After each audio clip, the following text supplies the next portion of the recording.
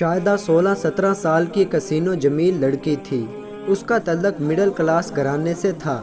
اس کا باپ ریلوے میں کلرک بھرتی ہوا تھا اور حالات بتا رہے تھے کہ وہ کلرک کی حیثیت سے ہی ریٹائرڈ ہو جائے گا۔ اس کا تعلق ان مردوں میں ہوتا تھا جو حالات کی چکی میں پس پس کر جو مالیاتی حسن کو خیرباد کہہ چکے ہوتے ہیں اور ہر کام مشینی انداز میں کرتے رہتے ہیں۔ غصہ اور چڑچڑاپن ان کی شخصیت کا حصہ بن جاتے ہیں۔ ایسے لوگوں کی موجودگی ان کے ساتھ رہنے والے کو ہر وقت ایک ذہنی اذیت سے دوچار رکھتی ہیں۔ وہ خود پر سختی اور بد مزاجی کا ایک ایسا خول چڑھا لیتے ہیں کہ لوگ ان سے کسی بھی قسم کی باتیں کرنے سے گریزاں رہتے ہیں۔ شاہدہ کا باپ سخت طبیعت کا ضرور تھا مگر گھریلو معاملات میں دلچسپی لیتا تھا۔ جو کچھ کماتا تھا بیوی کے ہاتھ پر لا کر رکھ دیتا تھا۔ اسے بیوی اور بیٹی سے محبت تو بہت تھی مگر وہ اظہار نہیں کرتا تھا۔ شاہدہ نے جب یہ کہا کہ وہ میٹرک کے بعد اپنی تعلیم جاری رکھے گی تو اس نے دفتر سے قرض لے کر کالج میں اس کا داخلہ بھی کروا دیا تھا۔ شاہدہ کی ماں بھی اپنے کام سے کام رکھتی اور شوہر سے دوسری بیویوں کی طرح گھل مل کر نہیں رہتی تھی۔ اس کی یہ وجہ بھی تھی کہ وہ اس سے زیادہ باتیں کرنا پسند نہیں کرتا تھا اور اپنے کام سے کام رکھتا تھا۔ اس کے اس نامناسب رویے کی وجہ اس کے آفس کے حالات تھے جہاں بہت زیادہ ملازموں کی وجہ سے ترقی کے آثار معدوم تھے۔ سالوں ہو گئے تھے اور ابھی تک اس کی پروموشن کے دور دور تک آثار نہیں تھے۔ اخراجات بڑھتے جا رہے تھے اور تنخواہ وہیں کی وہیں تھی۔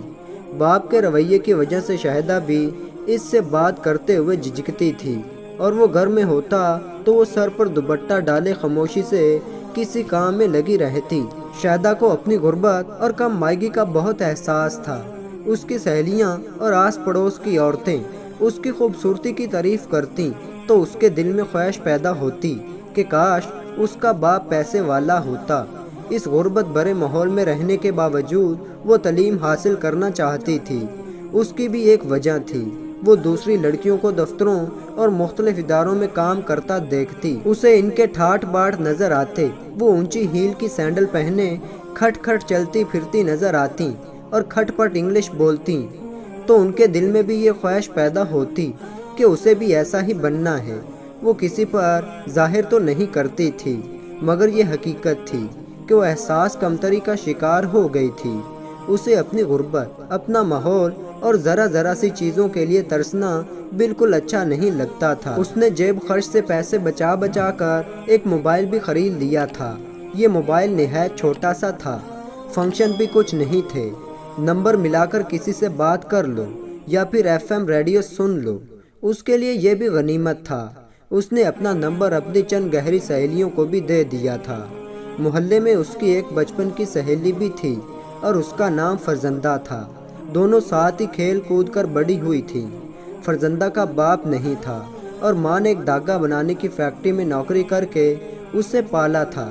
میٹرک کرنے کے بعد وہ بچوں کے ایک اسکول میں بطور ٹیچر بھرتی ہو گئی تھی۔ کچھ ماہ پہلے اس کی ماں اچانک بیمار ہو کر چل بسی تھی اور اب وہ اس دنیا میں بالکل تنہا تھی۔ اپنی مصروفیات کے باوجود دونوں اب بھی وقت نکال کر کبھی کبھی ایک دوسرے سے مل لیا کرتی تھیں۔ آج بھی وہ عید کی کچھ شاپنگ کرنے مارکیٹ گئی تھی۔ شاپنگ کر کے وہ گھر لوٹی تو ماں نے اسے کھانا نکال کر دیا۔ وہ ابھی کھانے سے فارغ بھی نہیں ہوئی تھی کہ موبائل پر ایک اجنبی نمبر سے کال آئی۔ وہ سوچ میں پڑ گئی کہ اٹینڈ کرے کہ نہ کرے۔ اس نے بات نہیں کی۔ کھانا کھا کر وہ تھوڑی دیر آرام کرنے کے لیے بستر پر لیٹ گئی۔ تھوڑی دیر بعد اسی نمبر سے پھر کال آئی۔ اس مرتبہ اس نے ادھر ادھر دیکھتے ہوئے اوکے کا بٹن دبا دیا۔ دوسری طرف سے کسی نے نہایت نرمی اور مہذب انداز میں کہا، شاہدہ پلیز میری بات سنے بغیر فون بند نہیں کرنا۔ اس نے جلدی سے فون بند کر دیا۔ اس کا دل دھک دھک کر رہا تھا۔ وہ اتنی خوف زدہ ہو گئی تھی کہ اس نے فون کو ہی آف کر دیا۔ فون کرنے والے کا لہجہ رہ رہ کر اس کے ذہن میں گونج رہا تھا۔ وہ حیران تھی کہ وہ کون تھا جسے اس کا نام بھی معلوم تھا۔ اس کی تو آج تک کسی لڑکے سے بات چیت بھی نہیں ہوئی تھی، نہ اپنوں میں نہ غیروں میں۔ پھر اس لڑکے کو اس کا نمبر کیسے ملا؟ اس کے پاس ان سوالوں کے جوابات نہیں تھے۔ وہ کب تک فون بند رکھتی؟ رات کو کسی سہیلی سے بات کرنے کے لیے اس نے موبائل آن کر لیا۔ پھر اس نے بات ختم کی ہی تھی کہ اسی نمبر سے پھر فون آ گیا۔ اس نے سوچا کہ کال اٹینڈ کر لے۔ اسے اپنی کئی سہیلیاں یاد آئیں۔ گھر والوں سے چھپ کر ان کی بھی لڑکوں سے دوستی تھی اور سب کی سب ان دوستیوں پر بہت خوش تھی۔ شہدہ کے ذہن میں یہ بات آئی کہ وہ سب لڑکیاں بورڈ تھیں۔ اس خیال کا آنا تھا کہ اس نے بھی بورڈ بن جانے کا فیصلہ کر لیا۔ اس نے بھی سوچا کہ کون سا وہ اسے فون پر کھا جائے گا۔ معلوم تو کرنا چاہیے حضرت کون ہیں اور کتنے پانی میں ہیں اور کیا چاہتے ہیں۔ اس نے کال اٹینڈ کر لی۔ اس کے بعد یہ سلسلہ چل پڑا اور 2-3 دنوں میں ہی اسے پتہ چل گیا کہ اس کا نام ناصر ہے اور اس نے شہدہ کو کسی مارکیٹ میں دیکھا تھا۔ شہدہ کے ذہن میں یہ بات آ ہی نہ سکی کہ اس سے پوچھے کہ اسے اس کا موبائل نمبر کیسے پتہ چلا۔ اس نے یہ بھی بتایا کہ وہ ایک امیر باپ کا بیٹا ہے اور اس کے کاروبار میں ہاتھ بٹاتا ہے۔ اس نے جب اسے پہلی مرتبہ دیکھا تھا تو اسے اتنی اچھی لگی کہ اس نے سوچ لیا کہ اسی سے شادی کرے گا۔ شادی کی خواہش کوئی بری بات نہیں تھی۔ شہدہ نے اس بات کا برا نہیں منایا، مگر اس نے ایک بڑی عقل کی بات کر دی۔ شادی بیاہ کوئی گڑیا گڈے کا کھیل نہیں۔ میں نے کون سا آپ کو دیکھا ہے جو آپ سے شادی کر لوں۔ اس کے کہنے کی دیر تھی۔ اگلے روز وہ اس کے کالج پہنچ گیا۔ اس کی چھٹی سے کچھ دیر پہلے اس کا فون آ گیا۔ میں کالج کے گیٹ کے سامنے بلیک کلر کی گاڑی میں بیٹھا ہوں اور دعا کر رہا ہوں کہ تمہیں پسند آ جاؤں۔ نہ پسند آیا تو پھر میرے سامنے خودکشی کے سوا کوئی راستہ نہیں ہوگا۔ میں سچ کہہ رہا ہوں، کہو تو قسم کھا لوں۔ شہدہ سناٹے میں آ گئی۔ وہ اتنی اہم ہے کہ کوئی اس کے لیے خودکشی کرنے پر بھی تیار ہو سکتا ہے۔ اس کی ایک کلاس فیلو قریب آ گئی تھی۔ اس نے مزید کچھ کہے فون بند کر دیا۔ چھٹی کے بعد وہ گیٹ سے باہر نکلی۔ سامنے ہی وہ کار میں بیٹھا نظر آیا۔ وہ اسے پہچانتا تھا۔ اسے دیکھ کر مسکرایا اور گاڑی کے دروازے کھول کر باہر آ گیا۔ اسے دیکھ کر وہ حیران رہ گئی۔ وہ نہایت صاف رنگ کا، لمبے قد کا ایک اسمارٹ لڑکا تھا۔ اس کے بال اس کی پیشانی پر بکھرے ہوئے تھے۔ گلے میں ڈھیلی ڈالی ٹائی جھول رہی تھی اور جسم پر موجود سوٹ خاصا قیمتی دکھائی دیتا تھا۔ وہ مسکراتے ہوئے اسے دیکھ رہا تھا۔ اس کا دل زور زور سے دھڑکنے لگا۔ وہ گھبرا کر جلدی سے کالج کی بس میں چڑھ کر اپنی سیٹ پر بیٹھ گئی۔ اس نے چور نظروں سے اپنے ارد گرد دیکھا۔ کوئی لڑکی بھی اس کی طرف متوجہ نہیں تھی۔ ان کی اکثریت اپنے موبائلوں کی طرف متوجہ تھی۔ اس نے کھڑکی سے باہر دیکھا۔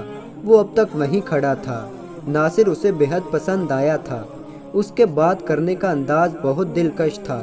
وہ اتنی نرمی اور اپنائیت سے بات کرتا تھا کہ جی چاہتا تھا کہ بولتا رہے اور وہ سنتی رہے۔ اس نے اپنی کئی سہیلیوں کے بوائے فرینڈز کی موبائلوں میں تصویریں دیکھی تھیں، پر خوبصورتی میں وہ ناصر کا اشر اشیر بھی نہیں تھے۔ گھر پہنچ کر بھی وہ ناصر کے خیالوں میں ہی گم تھی۔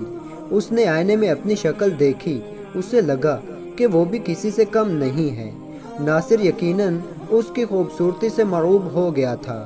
اس کے جدید انداز کے قیمتی کپڑے اور شاندار گاڑی بتا رہی تھی کہ وہ کسی امیر باپ کا بیٹا ہے۔ اس کے علم میں یہ بات تھی کہ امیر زادوں کی دلی خواہش ہوتی ہے کہ ان کی بیویاں کسی فلمی اداکارہ کی طرح حسین و جمیل اور اسمارٹ ہوں، تاکہ پارٹیوں وغیرہ میں دوسرے مردوں پر روب پڑ سکے۔ اپنی بے وقوفی اور کم فہمی کی وجہ سے شہدہ ناصر کی خوبصورتی اور اس کی عمارت کے جال میں پھنس چکی تھی۔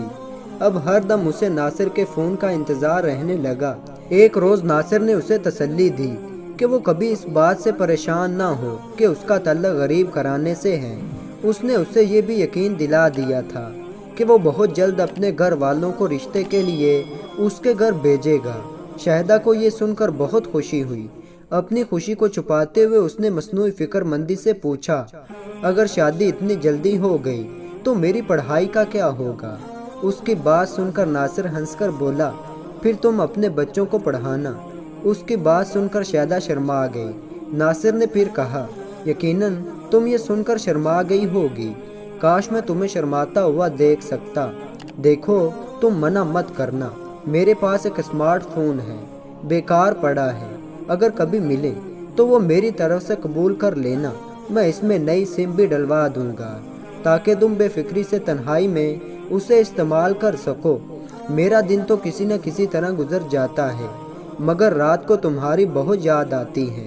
अपनी कुछ तस्वीरें भी मुझे भेज दिया करना। जब तक शादी नहीं हो जाती इन्हें देखकर ही दिल बहला लिया करूँगा।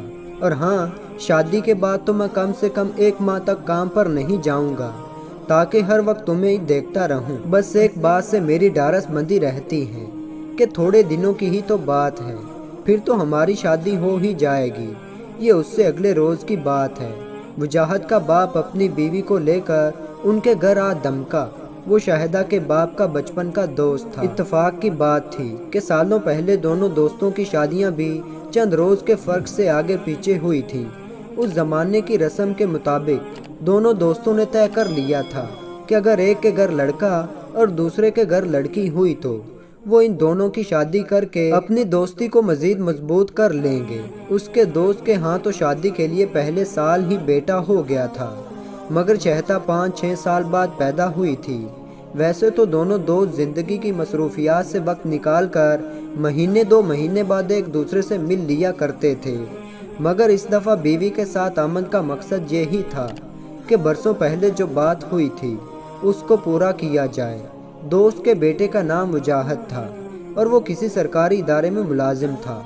शहदा का बाप इस रिश्ते पर ना सिर्फ राज़ी था बल्कि बहुत खुश भी था। उसके अलावा ये बात भी थी कि दोनों दोस्तों ने उसके बारे में अहद भी किया हुआ था और वो अहद पूरा करने का वक्त आ गया था। अपनी सख्त गिर तबीयत की बिना पर उसने घर में किसी से मशवरा करने की ज़रूरत भी न समझी और अपना फैसला बीवी को सुना दिया। शाहिदा की शादी मेरे दोस्त के बेटे वजाहत से हो गई। तो दोस्तों, उम्मीद करता हूँ ये वीडियो आप दोस्तों को बहुत अच्छी लगी होगी। तो ऐसी ही शानदार वीडियो देखने के लिए चैनल को सब्सक्राइब करें। तो मिलते हैं ऐसी एक अच्छी वीडियो में, तब तक के लिए अल्लाह हाफिज़।